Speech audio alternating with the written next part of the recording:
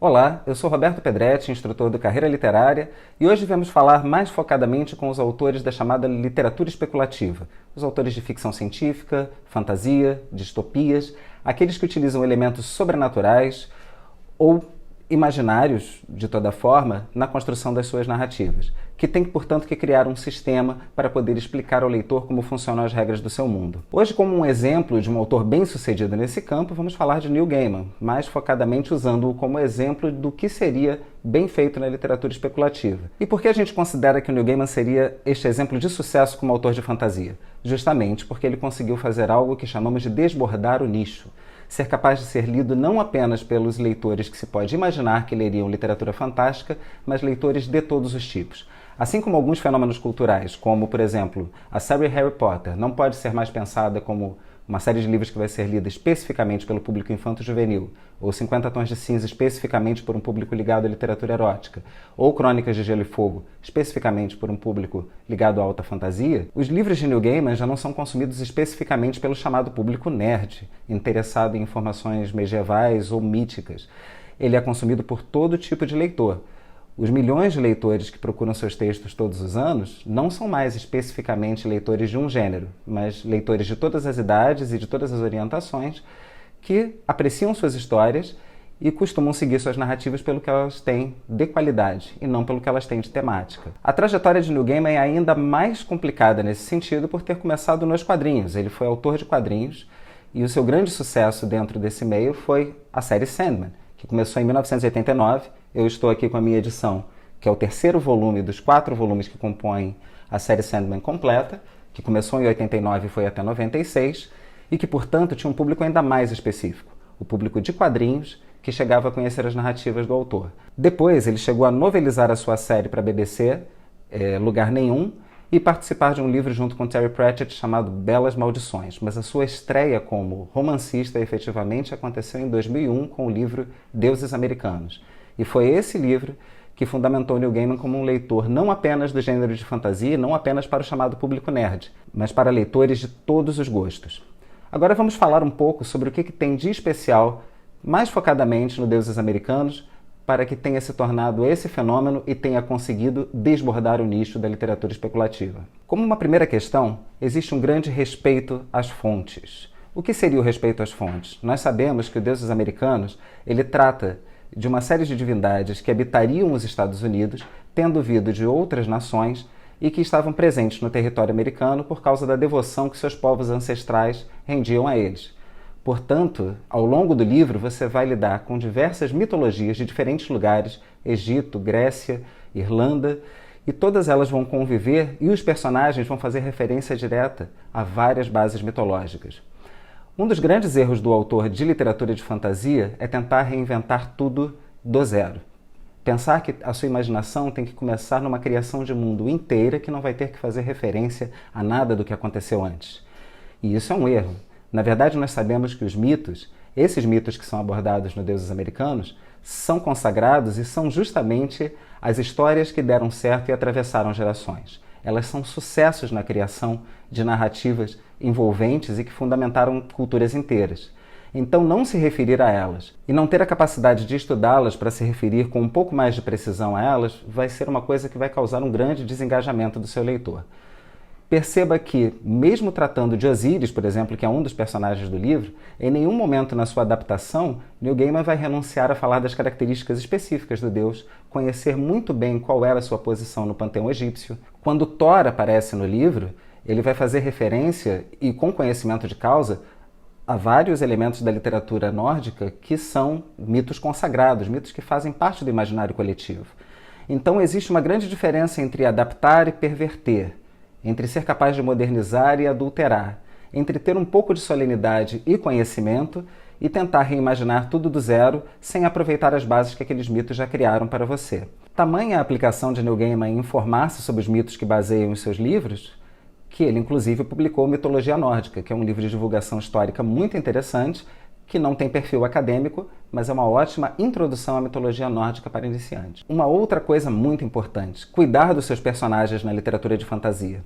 É um erro muito comum do autor de fantasia ficar fascinado com o mundo que está sendo criado ou com as características do período histórico ou do período futuro da história da humanidade que ele está pretendendo abordar. É muito importante que ele saiba que o principal fator para se engajar num livro, por mais interessante que a ambientação seja, é sempre o destino do seu protagonista. Portanto, não descuide dos seus personagens. É tão comum ver ambientações muito bem criadas, muito bem desenvolvidas, e que, no entanto, quando estamos diante de um diálogo entre dois personagens, estão totalmente engessadas por questões como devemos conquistar esta região porque disso depende nossa honra. E algumas vezes essas são apenas frases de efeito que são tiradas de outras histórias ancestrais. Não faça isso. Cuide do seu personagem e dê-lhe uma tridimensionalidade. Ter o cuidado com o personagem é tão importante quanto ter o cuidado com a sua ambientação. Eu sei que é fascinante criar um mundo novo, mas temos que perceber que esse mundo novo tem que ser apresentado a partir da ótica de um personagem consistente. Shadow Moon, que é o protagonista de Deuses Americanos, nos é apresentado sem nenhum elemento sobrenatural durante muitas e muitas páginas do romance, até que percebamos que há um ligeiro toque de estranheza que vai permear a narrativa. Portanto, já conhecemos muito bem Shadow Moon, até que sejamos apresentados aos elementos do plot que vão tornar a história interessante e sobrenatural. Numa outra característica muito comum dos autores iniciantes de fantasia, nós temos a questão do excesso de descrição. Transformar o seu dossiê de criação no seu plot. Passar páginas e páginas explicando o sistema, como funciona o mundo que você está abordando. Esse é um pecado terrível, porque não estamos ali para ler dossiês. O dossiê é uma etapa da criação literária. Estamos ali para ler histórias, estamos ali para ser apresentados ao sistema de uma forma paulatina e conforme a história evolui. Nesse ponto, Deuses Americanos utiliza a técnica do testemunho do nosso protagonista. O protagonista está completamente ignorante de tudo o que acontece, da questão de deuses que vão entrar em guerra no território americano, e só vamos sabendo o desenrolar desse plot a partir dos seus olhos, conforme ele mesmo vai descobrindo como esse sistema funciona. Essa é a melhor forma de abordar, que seja orgânico, que seja uma forma na qual o leitor pode se embrenhar numa viagem para descobrir a sua ambientação.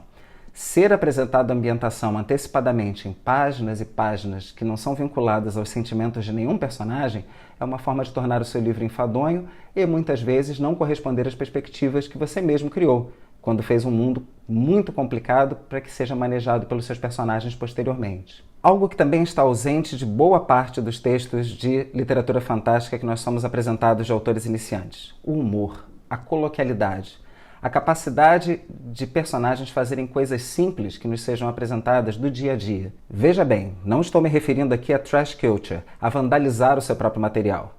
Algo como fazer uma grande paródia das possibilidades da literatura fantástica, colocando orcs, elfos e dragões de uma forma humorística. Fazer esse tipo de humor não é a questão aqui, porque trash culture é aquilo que é tão ruim que chega a ser bom, mas só é tão ruim que chega a ser bom porque é involuntário.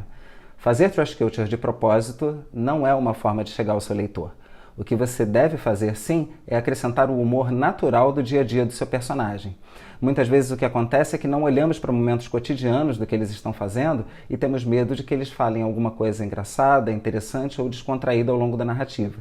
E ela fica totalmente engessada, com uma linguagem pomposa ou apenas falando coisas que são extremamente importantes, urgentes, sem um momento de relaxamento para o leitor.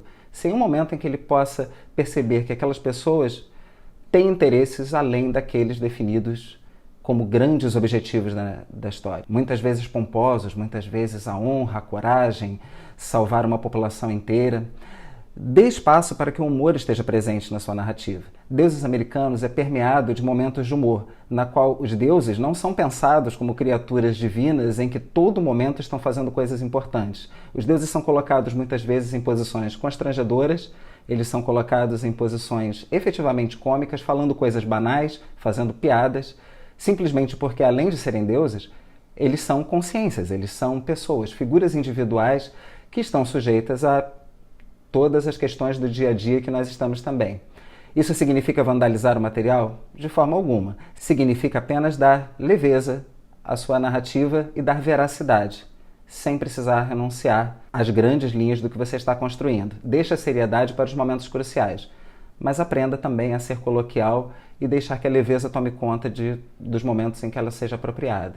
E por fim, vamos falar do pecado que certamente é mais comum dos autores de fantasia de todos eles, que é a inconsistência cronológica ou a inconsistência na interação entre os personagens. É tão comum lidarmos na alta fantasia com uma quantidade muito grande de personagens que se separam em núcleos diferentes, que interagem em momentos chave da história, que se você não tomar muito cuidado e criar uma estrutura bem definida, você vai ter o mesmo personagem em 2 lugares diferentes ao mesmo tempo, viagens que deveriam durar 2 dias e demoram 2 semanas, leis que são obedecidas num determinado lugar e que são completamente diferentes quando você volta daqui a 2 semanas naquele mesmo ponto em que as leis deveriam ser de tal e tal forma. Isso significa que, às vezes, quando você tem uma grande quantidade de cenas e de personagens interagindo, você pode acabar lidando com inconsistências que vão matar a credibilidade do seu original. Deuses Americanos é guiado pela visão de um único protagonista durante toda a sua trajetória. Então, por mais que outros personagens venham se agregar à narrativa, estamos acompanhando o seu protagonista numa jornada única.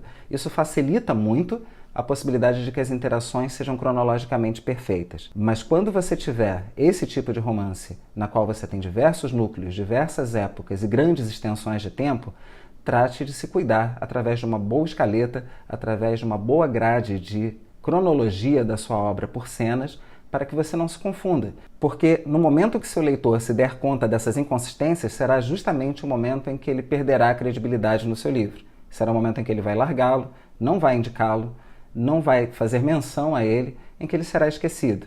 E justamente estamos falando de leitores contaminando outros leitores com o entusiasmo que tiveram pela história inicial.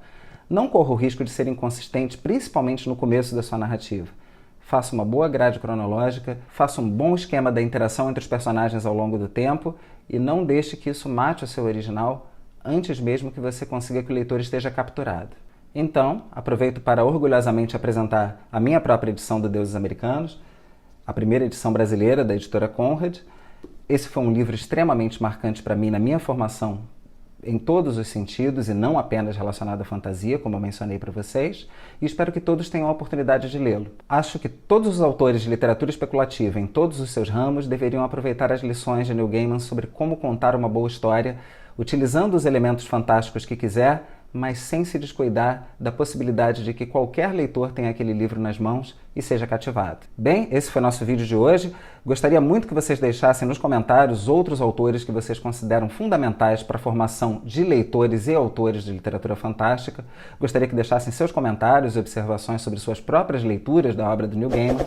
E não deixe de curtir o vídeo se você gostou, seguir o canal e nos vemos na próxima. Tchau, tchau para vocês.